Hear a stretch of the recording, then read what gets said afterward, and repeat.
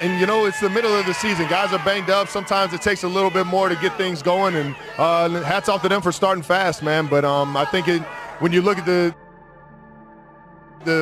how everything unfolded in the first half, my drop turned into an interception, things like that. Like, it was kind of us dictating how we were playing, and when we decided at the second half to just rally together, match that energy, and play fast, play strong, play physical, man, we ended up putting some points on the board. And Pat made that point with Lisa, like, that's going to happen. But I think what you guys you're great at a long list of things, but I think your all's ability to just flush it and do it's a cliche, but next play is what I think you guys are as good at as anybody.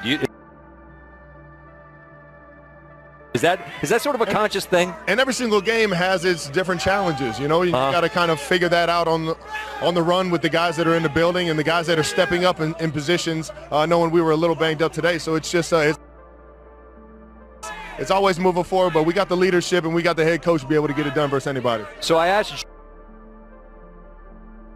Joe this question, and I asked Troy this question. I'm going to ask you this question. So it's Monday night down in Jacksonville. You guys lose a wild game, and you're 2-3. And I know you guys can tune it out, but you also have the chatter. You hear people talking, man, the Chiefs 2-3. What's going on, this and that. A month later, and I just said to them, you all feel inevitable.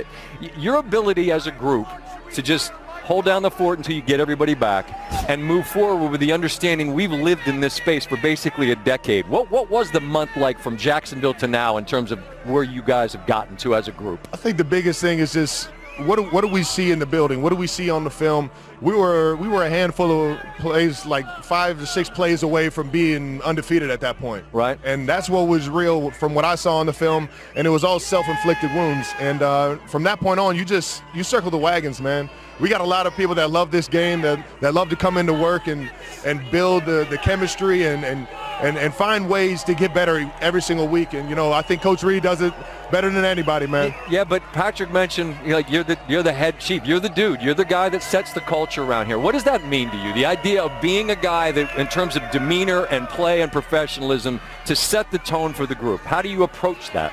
I'm just the old lucky dog that's still able to do this thing, man. I'm putting on the pads like I'm 15 years old again, man, and I'm loving every single bit of it, man. That's real. Your soon-to-be bride called you a human exclamation point, and I told you, I said I love that because I think I really believe that's what you are, and that's who you've always been. Juice, baby. But since I've known you, and then you've become a totally different guy because you're a true Hall of Famer at this stage of your life. But you maintain an enthusiasm. How have you done that?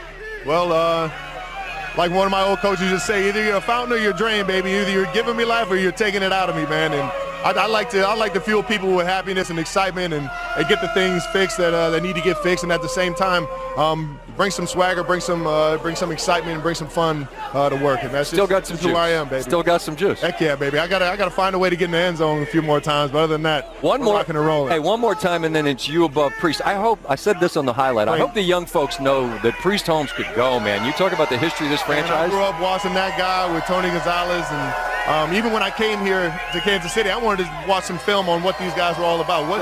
What's the kingdom really have in terms of the history?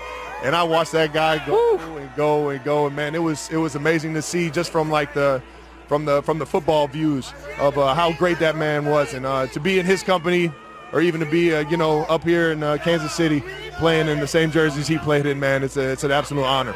Well, and you're side by side, and the next one will put you above him for